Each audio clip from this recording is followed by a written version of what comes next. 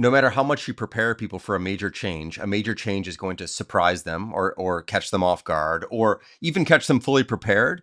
But familiarity and comfort is very powerful. What you're selling when you're trying to convince someone that your new version is better is not just a feature checklist. It's not just like, here's some concrete, very objective way Basecamp 5 is better.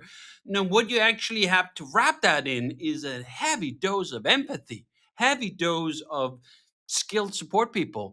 Welcome to REWORK, a podcast by 37 Signals about the better way to work and run your business.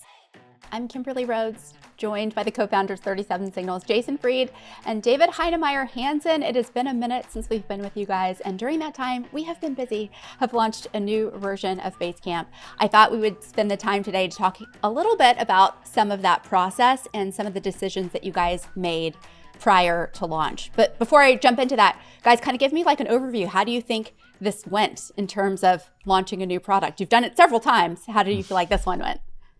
This, I would say, was the most critical launch we've probably ever done because we transitioned everybody from Basecamp 4 to Basecamp 5. So in previous versions, not always, but historically, from Classic to 2, we let people stay on Classic, and then some people could opt into 2, or new customers could have 2. From 2 to 3, we did the same thing. From 3 to 4, it was more of a gradual, slow transition over a number of months where we just added a bunch of new features, but like slowly at a time, essentially. And then with 5, we had, hundreds of new improvements that we launched all at the same time. So this was a new thing for us. And all things considered, it went really, really well. I mean, there was no downtime, no big technical issues. We had a few slowdowns here and there, but for the most part, it was invisible to customers. I mean, not invisible. The product was very visible, but the transition was invisible. And we did it on a Monday night, on a Monday evening. I think it was around 5 p.m., which is sort of the best time for us, 5 p.m. Pacific, I think it was, because the East Coast of the US is kind of off in a sense. I mean, people stay up late and work, but for the most part, it was kind of, 8 p.m. East Coast. And then Europe was sleeping, and we have customers all over the world. So it's kind of a really good time to slowly ramp this thing up, launch it all at once, and then let people sort of come on the next day. Now, we had a bunch of emails, huge volumes from customers. So that was sort of a pretty hectic, I'd say 2-3 weeks of answering questions and helping people with the transition and whatnot. But technically, everything went really smoothly.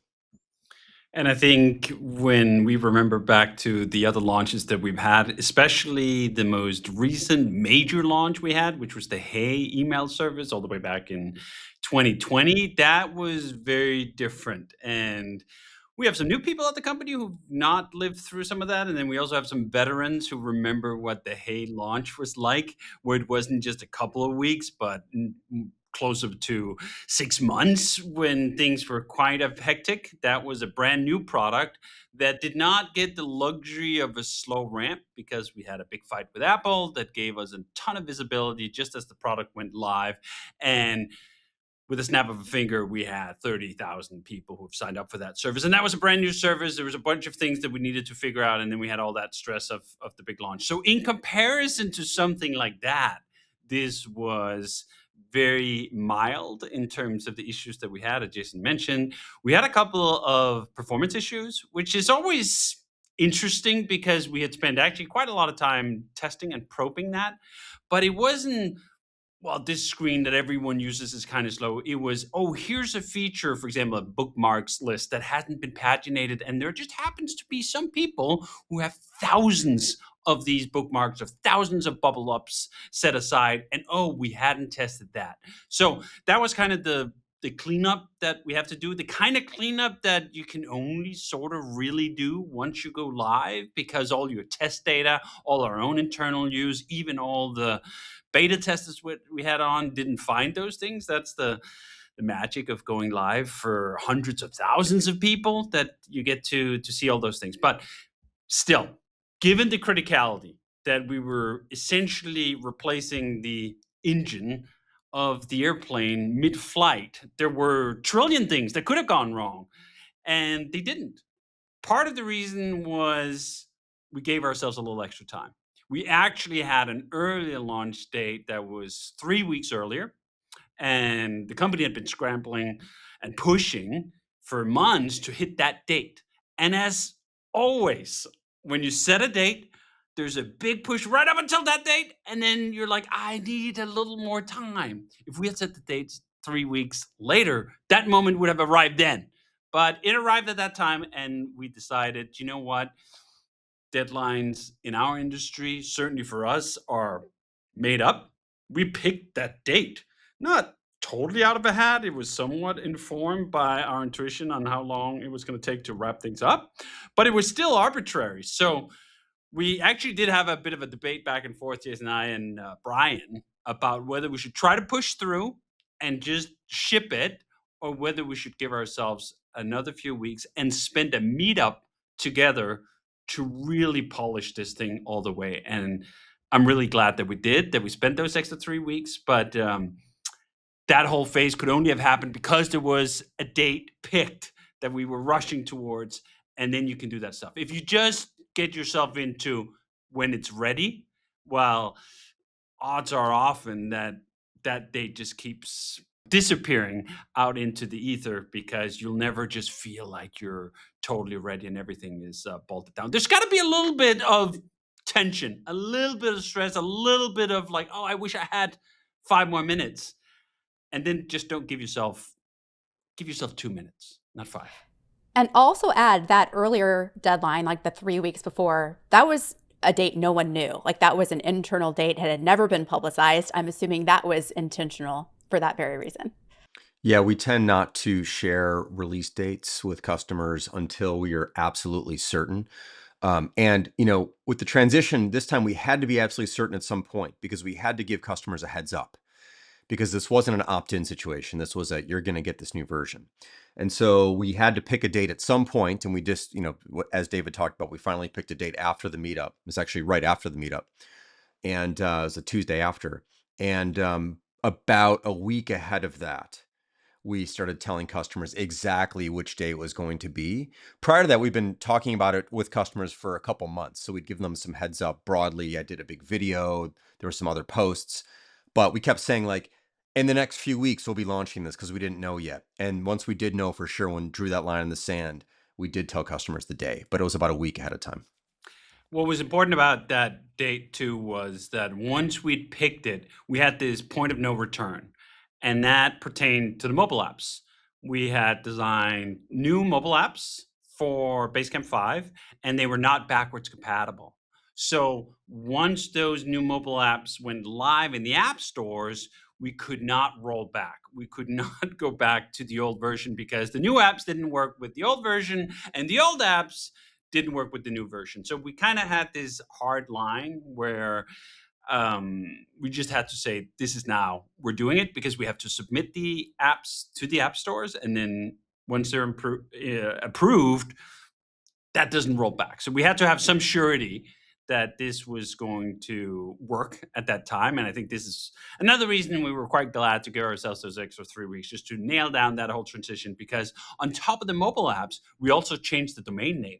And that sounds like a really trivial thing. Well, you could just change the name. Well, we have a bunch of things that point to the old name. We have APIs, we have the mobile apps, we have a constellation of helper apps, something called Launchpad for identity verification.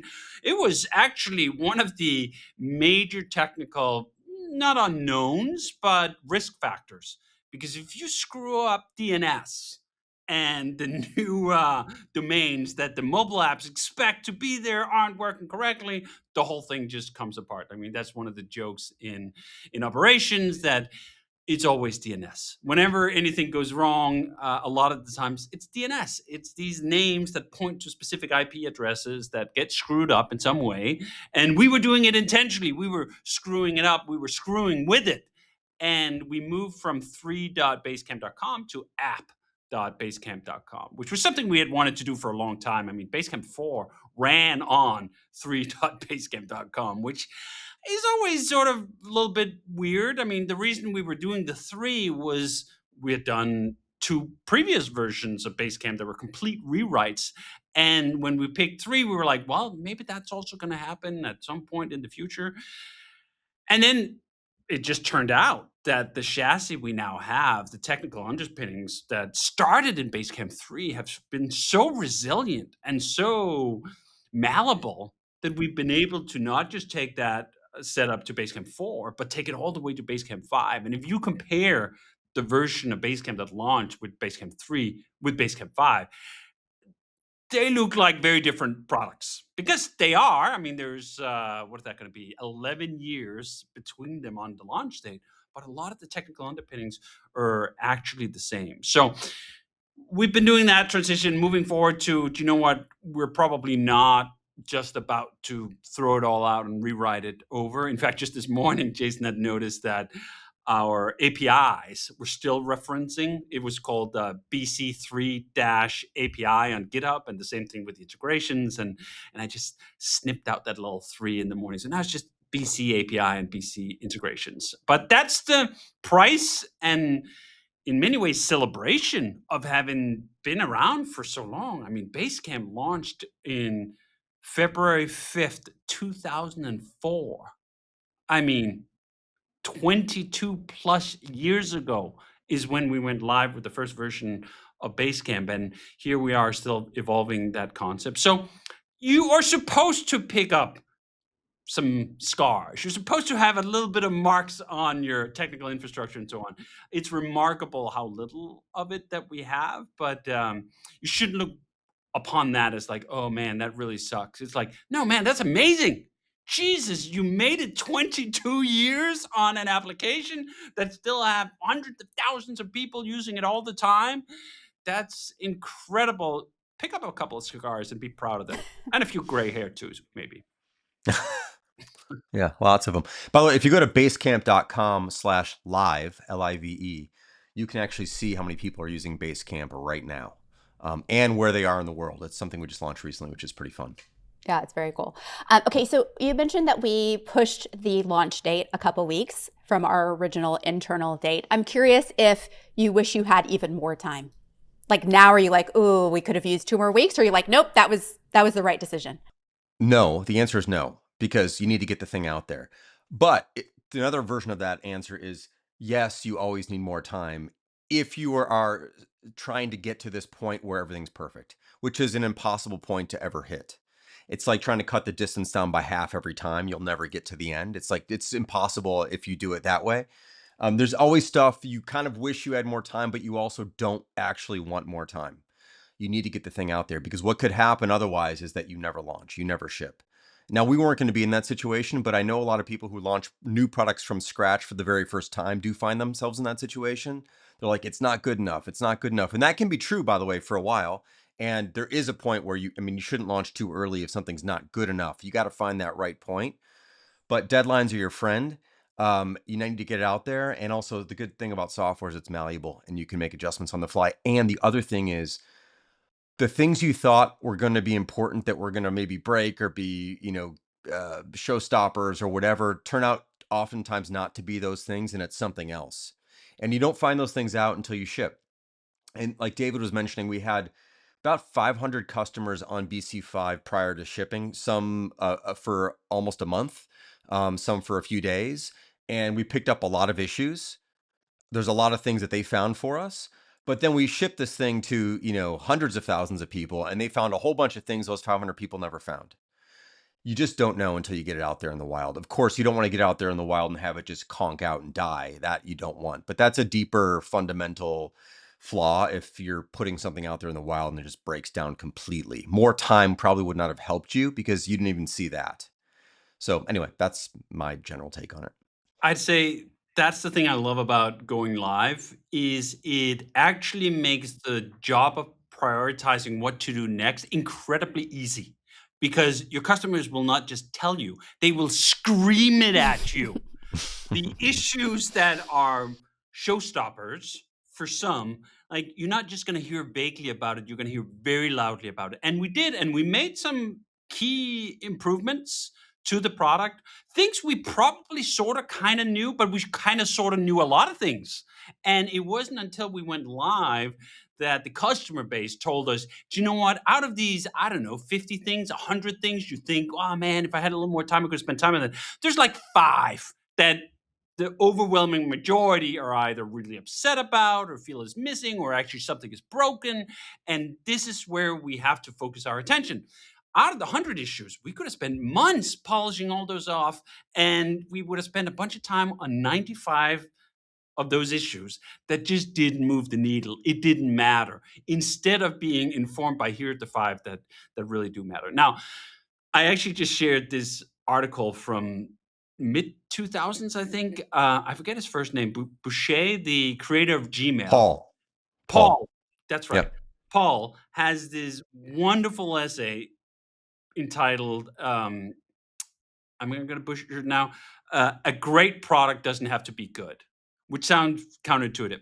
But his point is that if you have something that's novel and appealing and has a core that's really strong and really appealing, and people are highly motivated to get that, all the other stuff, like the laundry list of checkbox features of things you ought to have, doesn't have to be there.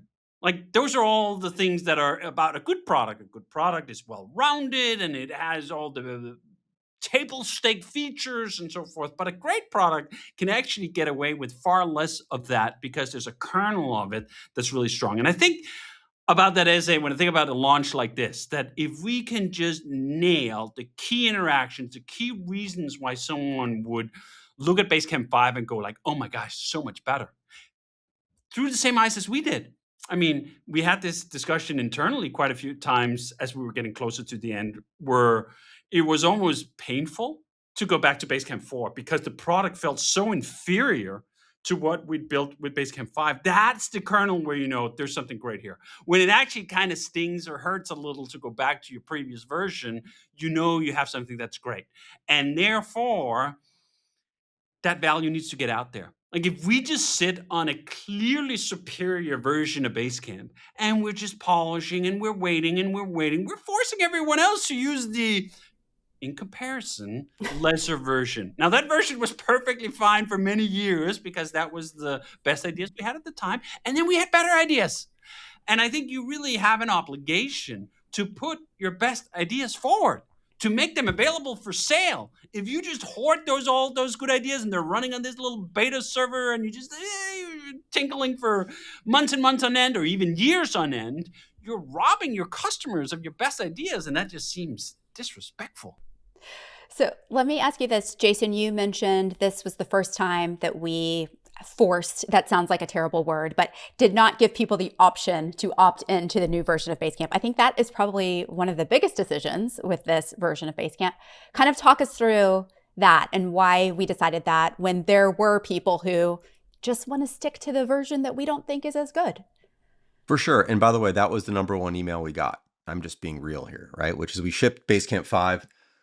Hundreds of emails come in. Can we go back to the old version, right?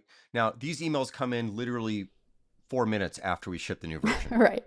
So, and I understand the reaction. It's very natural human reaction. Like, I'm in the middle of something. Everything just changed. I know you maybe told us about it. Maybe I wasn't paying attention. Maybe I was. But right now, I wish I had the old one because I'm familiar with it. So I think a big part of this is to recognize that no matter how much you prepare people for a major change is going to surprise them or catch them off guard or even catch them fully prepared. But familiarity and comfort is very powerful. And what people are used to is what they want to keep using. Now, some people are really motivated to always use the new stuff and the new this, the new that. Most people actually are not. So in our heads, we could be like, well, we could just have let people stay on the old version and make a new version and let people opt in like we did before. But I feel like what we've sort of found is that while there's some advantages to keeping old versions around, which we still do, we still maintain the original version of Basecamp Classic for thousands of customers and Basecamp 2 for thousands of customers. I really personally, at this point, and I think in our career, we want everyone using the best version of Basecamp that we know how to make. And we think it's way better. It's just way better. Now, there are some things that are different and people have to get used to that for sure. Even internally, we had to get used to some of this stuff for sure. But we just want our customers using the best ideas that we have. And even though some of them may not want to use the best ideas, they may want to use our older ideas. I just don't want to do that anymore. I think there's been some advantages in allowing people to stay on old versions. But for the most part, people are then stuck with some old ideas that I think we can help them with if they moved over to the newer version. So it's also just like yet another thing to maintain. We're already maintaining 2 old versions. So we want to maintain a 3rd old version. Also, the technology underpinning Basecamp 4 is basically the same as Basecamp 5. In the previous versions, it was a total rewrite from the ground up. This was not the case. So transition was a whole lot easier, actually. And we also were very careful to make this feel, even though it's fresh, to still feel familiar in the key points, like the project page, which is sort of the heart of Basecamp. It's a little bit redesigned, but fundamentally it's kind of the same thing. You've got boxes for tools, and yeah, the boxes are a little bit redesigned, but if you know 4 and you know 3, you know 5 in that respect. Yeah, notifications have been moved around. Yeah, activity looks a little bit different. Yeah, some other things are different, but fundamentally, it's not that jarring once you give it just a moment. So anyway, we wanted to give everyone that moment, even if it was a hard moment. And what we see over time, of course, is that fewer and fewer people are asking for the old version, and more people are like, oh, I actually see what's good about this now. Thank you. Like, thanks for showing me. Thanks for helping us. This is actually much better. And it's been on us to help people see that. But anyway, that's sort of part of the reason why we went with this direction. It's also interesting that you say that because I've met with customers before who have a frustration with Basecamp. And as I'm talking to them, I'm like, oh, you're on like Basecamp 2. Like so much has improved, so much has changed. Like, let me show you how all the things that you're running into are fixed in later versions. Yep. And also I would just to be clear, like people's perceptions are real for themselves. So if they preferred the other version, the question is like, when did they prefer the other version? 3 minutes after the new version came out, you probably are going to prefer the other version, especially if you've been on it for 11 years. It's a lot of momentum. So for us, it's a matter of like, we understand there's going to be we knew this. In fact, at the meetup prior to us shipping this the following week, I was on stage and I was trying to make it very, very clear to everybody, like, next week's going to be a hard week. Like, people are going to push back strongly. This is a major change, and we're making them make this change. The natural reaction is going to be pushback from a lot of people, but it's going to be pushback 5 minutes, after we launch it, and maybe 5 days, and maybe even 5 weeks for some.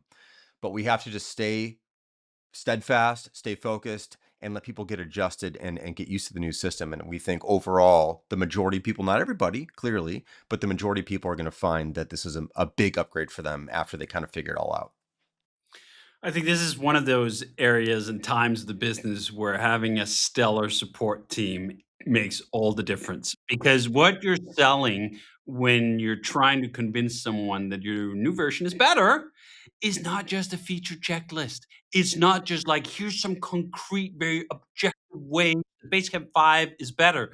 No, what you actually have to wrap that in is a heavy dose of empathy, heavy dose of skilled support people who can make someone take 2 steps back from being all the way in the red. They might have had a deadline, they had someone they had onboarded. There's a million situations that in their lives are already producing a bunch of stress. And then here comes a little feather called Basecamp 5, and it lands on top of that camel that's already packed to the hilt, and it just goes snap. And you think like, but it was just a feather. Yeah, that's just the reality of people's lives. That there's a lot of other things going on, not just your goddamn piece of software. And therefore, if you have a great customer support team who's been experienced in dealing with those kinds of situations, it's going to go over a lot smoother. And I think back upon the times where mostly Jason and occasionally me would answer those customer emails, and the tone was not quite as refined as it is now. The amount of empathy collectively available for distribution was a small little puddle compared to the lake we have today. And I'm just really pleased that we have the setup that we have now, and also that this was a situation where the entire company had to jump in because there were simply so many emails that it's always a good thing to get a appreciation for the kind of work that the support team does every day. They're dealing with like a minuscule version of this, some customer who's upset about something, and they're employing their best empathy to de-escalate the situation, make them feel good about it. Doesn't always convince them. I mean, this is one of the things Jason and I, well, mostly Jason and then me on CC, have been on a couple of email threads with some pretty persistent customers who are not the kind who were won over in 5 minutes, more the kind that needed 5 weeks. And you can sort of just see the evolution of that pushback. It can start very ferocious. It can start almost personal, as in, why are you doing this to me? Like, my situation is already difficult. My day is difficult. My week is difficult. My year might have been difficult. Why are you putting this on top of it? And it's just it's human nature, and realizing that, like, here's software, here are features, here's introductions, and yes, all of these bubbles float around, and then in the center is a human being who just sometimes just needs some really well chosen words to make it past and calm down from the initial gut reaction they have. Maybe sometimes they'll get a pointer or two from something that moved, a piece of cheese moved around. They can't find it, very frustrating. And then they get a little clue, like, oh, it's over there. And still mad for a little bit, right? But they get less mad as they realize that all the things they relied on are still there. Maybe they moved a little bit. And then hopefully over time, they start appreciating all the things that have been added that's been good. But the key ingredients in that is A, empathy, and B, time. Like, you're not going to convince someone who's deeply upset 5 minutes after they've seen the change that this is actually amazing. You got to have realistic expectations for how you can flip someone's perceptions. And I'm thinking particularly about one case that Jason has replied to now 3 times, where I've been on CC, where I've seen that evolution of just like, there were no combination of words that Jason could have written back to this person on day 1 that would have completely diffused the situation. But we still ended up a couple of emails into that thread over a couple of weeks with maybe not super happy about some aspects of it, but a appreciation that, no, we are actually trying. And by the way, not just are we trying on the software side, but you're right now having a conversation with the CEO of this company about your feelings about the upgrade. That's kind of rare. There's not a lot of major software products where you get to have a long-running email thread with the CEO of that company about whether you like something or you don't like something. So it is an opportunity for us to show all the magic of a small company with a great customer support team and a entire staff, including the CEO, who jumps in and helps customers appreciate what we built, or not, right? Like, we can just put our best thing forward, wrap it in the right amount of empathy, and then at some point it also just got to stand for itself. You're never going to win 100%, right? Like, I don't know what the percentages are. I think we're in the high 90s of people who've either immediately liked what we had or eventually liked what you had. And then there's a core group left where you just go like, that's the cost of doing business. And the primary cause there to realize is that, yes, that's a cost. You're going to turn some customers off. But what we're putting out now with Basecamp 5 is not just for the customers we already have. It's also for all the customers we don't have. It's to make sure that Basecamp is the collection of the best ideas we have, and we need those. It's a pretty competitive market. It's only gotten more competitive. So if we want to win over a new customer tomorrow that's not already invested into everything that we've been offering for the last 22 years, we got to show up with our best. Like, the other option there, and that does occasionally happen, maybe even frequently, is that you get a sort of audience capture, existing customer capture, where you get so petrified of alienating existing customers that you freeze the product into amber. And then over time, it gets less and less appealing to new customers who look at everything that's in the market, including the thing that just launched 2 weeks ago from a clean sheet of paper. If you want to be competitive for the next marginal customer, you gotta weigh that and say, like, do you know what? I'm going to do my very best such that existing customers like what we have and will appreciate it. But I can't win everyone. That's okay. It's okay. Yeah, I would also add, there's this one case where this one customer, and this is sort of a good insight into like what it's like to be on the other side of this, which is to be presented with a massive change in a piece of software that you rely on every day, and all of a sudden it's different. This one customer wrote me this incredibly long email. I would say maybe there was like, it might have been a couple thousand words. I mean, it was a long email, and everything they were mentioning was actually answered in the 5-minute video, Kimberly, that you did, which was on their home screen in the lower left corner. So for all customers, we had a little home screen video in the lower left corner saying, here's Basecamp 5, here's what's new in 5 minutes, like a very concise, tight thing. And I remember saying like, there's a video in the lower left corner that explains all these things. And they wrote back like, I don't have time for a 5-minute video. Meanwhile, they wrote a 2,000-word email, which I know took longer than 5 minutes. But the key was not to like make fun of that response, really. It was more like, oh yeah, this is actually a deeply emotional response that makes complete sense. This person is really frustrated, and I need to back off here because I can't, at this moment, I cannot turn them around. This is like, I hear you. We understand. I understand where you're coming from. There is a video. If you have a moment, this will answer a lot of your questions. Here's a few answers specifically. And by the way, you can reach me anytime. You can vent more if you need to. You can yell at me, whatever you want. I'm here. Just, I'm your personal contact right now. And just saying something like that, I'm not sure how I worded it exactly, but there's a moment and you realize you cannot convince someone, and it's not your job to convince anybody of anything. It's your job to be there, to understand and go, yeah, it is very frustrating to have a bunch of stuff change on you. I've been in that position. I totally get it. So there's these moments, and I will say that I'm not proud of some of the emails I probably sent to some tickets where I could have been more empathetic, and I was probably a little bit more instructional than I should have been. And in these moments, you kind of have these slips because there's a lot of stuff coming in and you're trying to help a lot of people. And you're like, I put so much work into this. I think it's so much better. And I want you to know that, but that's not really your role in those moments. So it's an interesting experience to have. And not many companies get a chance to have this experience.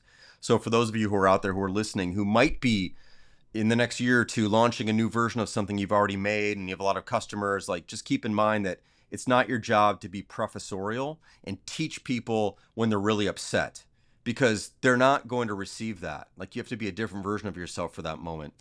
Anyway, a little bit of an aside there. Yeah. And the last thing I was going to mention kind of on that for people who might be launching something new, we've talked about everyone on our team jumping into the support queue when we needed to. And it's like that only came to fruition because we'd had that kind of policy all along that everyone knows how to do that. No one was figuring out how to log into the help queue because it's something that we have just done as part of our jobs. Yeah, and the support team, raised the red flag, help. Like we've got 700 tickets. We need help. Yeah. And so everybody jumps in and does their best. Well, with that, we are going to wrap it up. We will hear more about some of these Basecamp 5 updates as we go along, but this has been a production of REWORK from 37 Signals. You can find show notes and transcripts on our website at 37signals.com/podcast. Full video episodes are on YouTube. And if you have a question for Jason or David about a better way to work and run your business, leave us a video recording. You can do that at 37signals.com/podcast question.